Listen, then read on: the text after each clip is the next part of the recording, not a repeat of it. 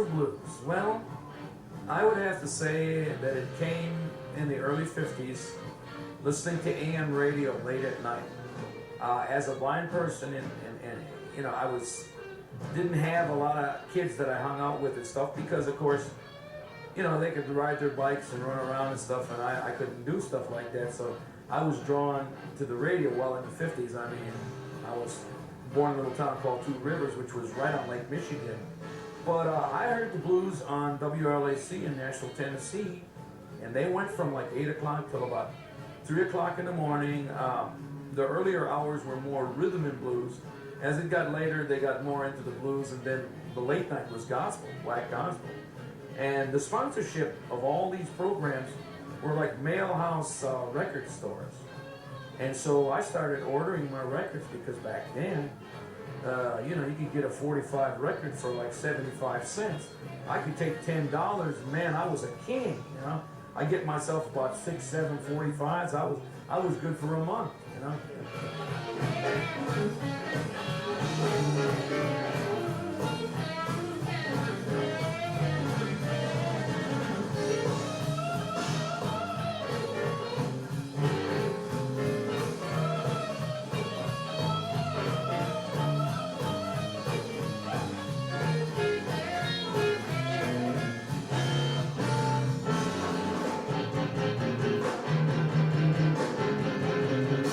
Freddie King.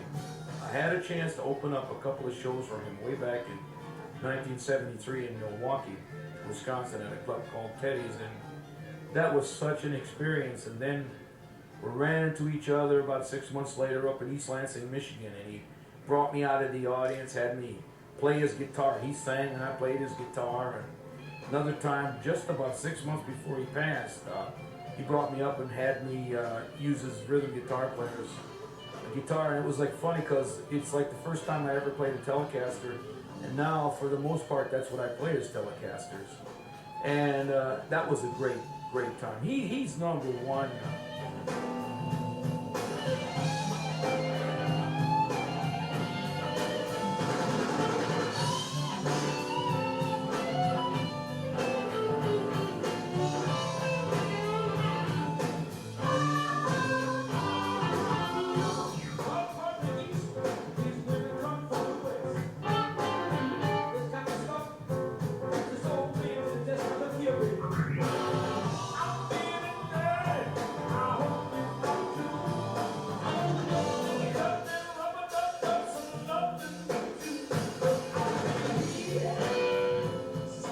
Jimmy Page was a great guy to play with. I love Kim Wilson. Kim Wilson's a great guy to play with. You know, because he just so loves the music. I mean, it's in his heart and soul. It's so beautiful. You know, he's so real. And then some of the rock and roll people, I think, that was really cool was like Sting came in and sat in and played my guitar and sang a blues tune. That was really cool.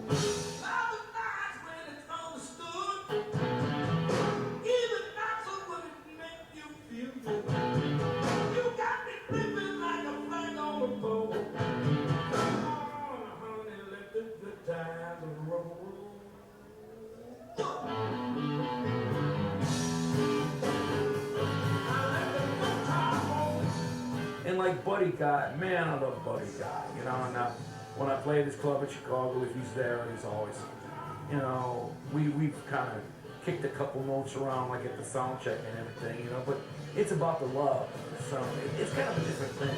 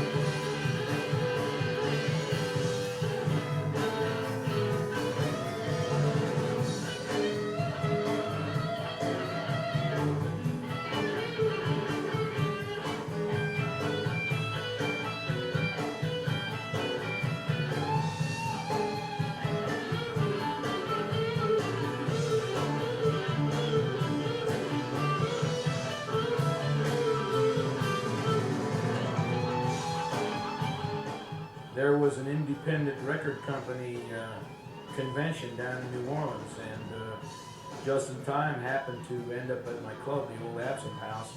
The president, Jim West, started talking to me on a break and told me that he was from Montreal and would I be interested in coming to Montreal. And I said, oh, I've always kind of been fascinated with Montreal. I've never been there. I'd love to come.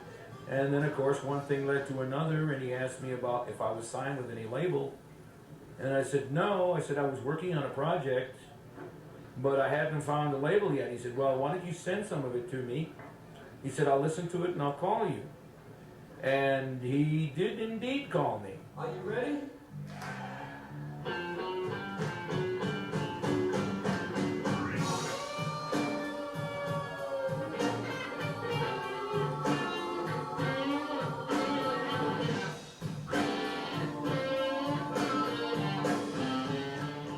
And that was the beginning of it.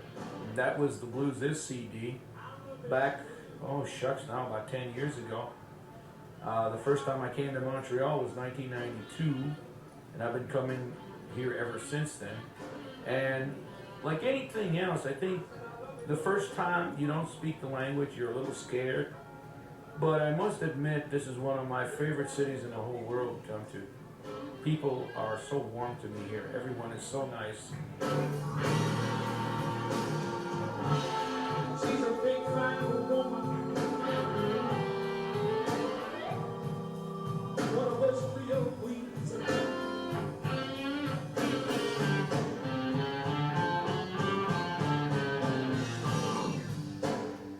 Now the way that she says shaky, it make me want to write bad checks.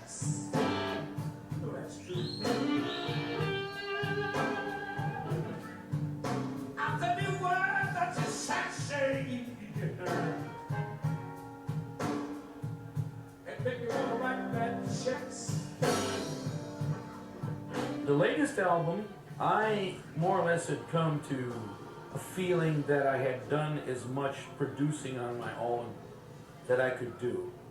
And I wanted to have a producer. I just felt that it was time. I mean, this was album number 8.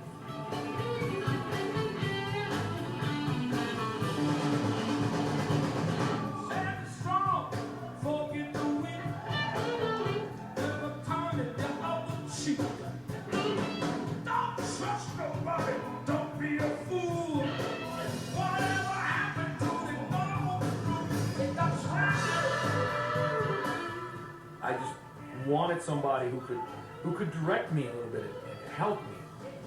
And I just told the record company that the man I wanted was Duke Robillard. And I had talked to Holger Peterson. I was out in Edmonton a couple of years ago, and I was on Holger's show. And of course, he has a Stony Plain, and Duke's done so many things with him. And I guess that's where I really felt like, yes, I can do this. I want to do this, because Holger assured me that it'll work. You two guys, you go to the same church, you know, you love the same music. I really think it's a great idea. So I pitched it to the record company. They finally decided to do it. Duke happened to be playing at the House of Blues down in New Orleans. I happened to be off that night. I went over with a couple of CDs and some promo stuff because I had never met him. And, you know, I got a chance to meet him and talk to him for a while, and he was very nice, and, well, it was such a great show. And anyway, I met some of the fellows in the band, and we all found that we really liked a lot of the same artists and everything. And he said to me at that point, he was very nice, he said, well, Brian, I haven't really heard much of your stuff. He said, Holger has told me about you, but really, I'm going to listen to the stuff, and I'll call you. And he called the record company, and that's how we got it started. And it didn't take long, really. I think the whole setup for the record went about maybe 6 months, and we were ready to go in. And we did it at his studio in the basement of his house, which is just a terrific studio for recording blues. I've got a woman, she satisfied me to my soul. The night before I went to the studio, I was in my hotel room and I was a little scared because this was a dream for me, and I'm a humble person. I mean, I've been around forever and ever, but it doesn't matter how much experience you have. You know, being honest and humble, you always wonder, okay, this is the big one. Are you good enough? And so I was a little scared. Got to his house, he had cooked up a big kettle full of chili.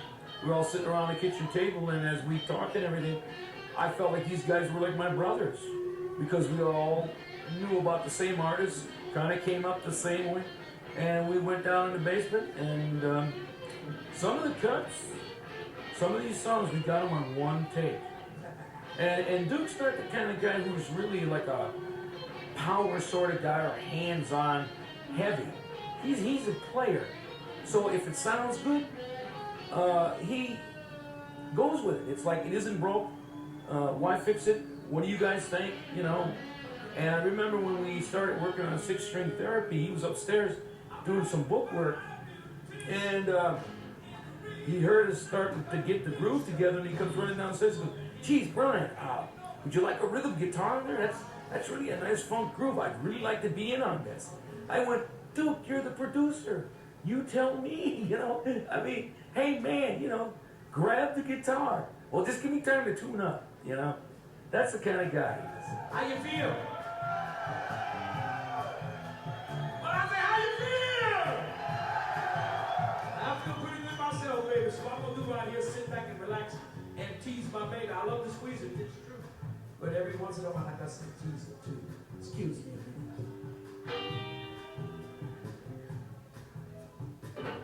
As far as the mixing, the man just knows what to do. I had a few questions with him about, like, well, on 6-string therapy, I think the horns maybe, they're not too soft, but do you think maybe they should come out a little more? He goes, well, when you get into the final mastering and EQing, that'll take care of itself. He was right on. So yes, I mean, this is a dream come true for me.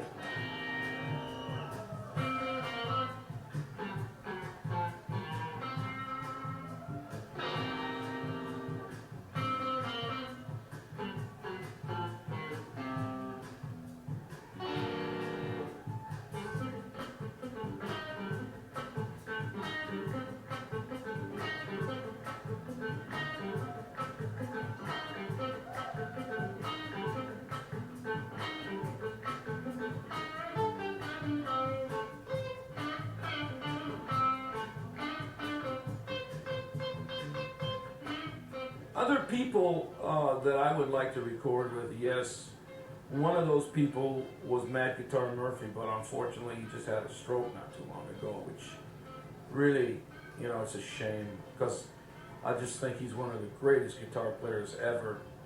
I wish I could do like a album where I could have, well, let's say a disc that would have like all my favorite guitar players on that are still with us, like Duke, like B.B. King, Gatemouth Brown, you know, some of these guys that are out there, Lonnie Mack, for instance, you know, a lot of the guys that are still around that influenced me so much. I think it would be fun to do an album like that. I would like to do something with Dr. John, because this old New Orleans rhythm and blues that I love so much, he was the kid there at the Cosmos studio playing piano on a lot of stuff. You know, he was too young yet to get out and play in the nightclubs, but he was there at the studio, you know, playing a lot and playing guitar on some of that stuff.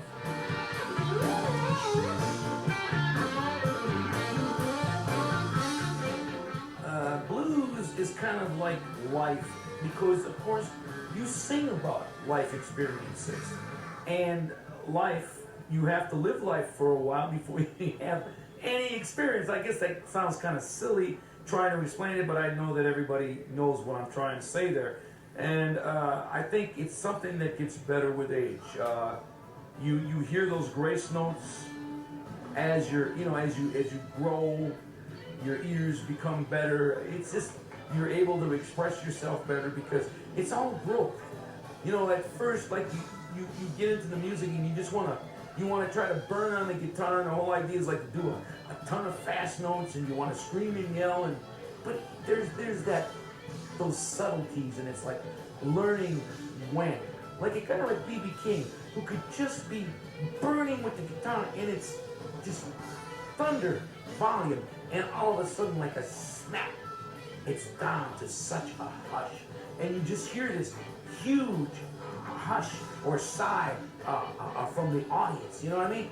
That's when you know, when you can do stuff like that, that's when you know you finally become a blues man.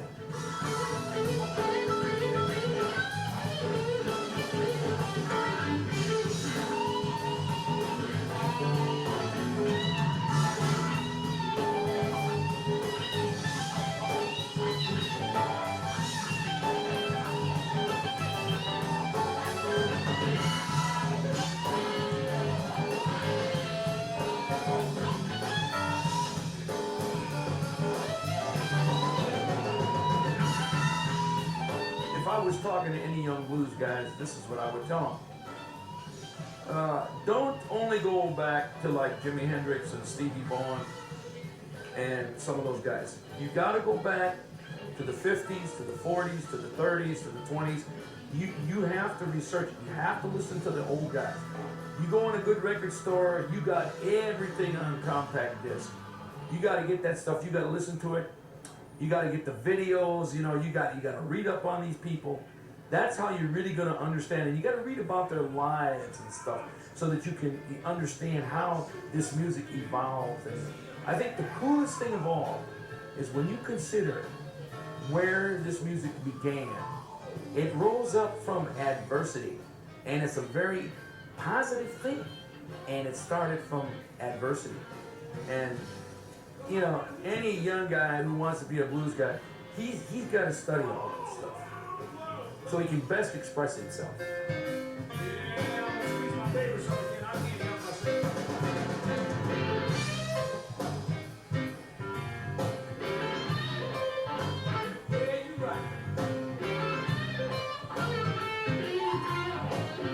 Give me more. I will do this till I drop. I will say this with total sincerity and conviction.